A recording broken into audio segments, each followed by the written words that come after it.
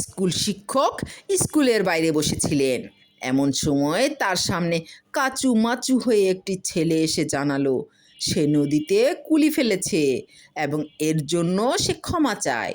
School শিক্ষক বললেন, এ আর এমন কি, নদীর পানি সামান্য ময়লা হতে পারে হয়তো, কিন্তু এর জন্য ক্ষমা চাওয়া জরুরি নয়। কিন্তু ছেলেটি নাছোড়বান্দা। অবশেষে তাকে দুটো উপদেশ দিয়ে বিদায় করলেন শিক্ষক।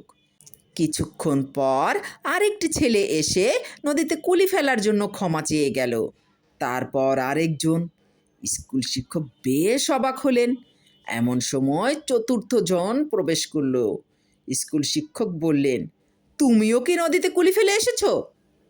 চতুর্থ জন রাগে চিৎকার করে উঠল, রাখুন আপনার জ্ঞানের কথা, আমি কুলি, পাশের রেল স্টেশনে কাজ করি। 3 বদমাস ছেলে ধাক্কা দিয়ে আমাকে নদীতে ফেলে দিয়েছে, তাদের এদিকে আসতে দেখলাম মনে হয়।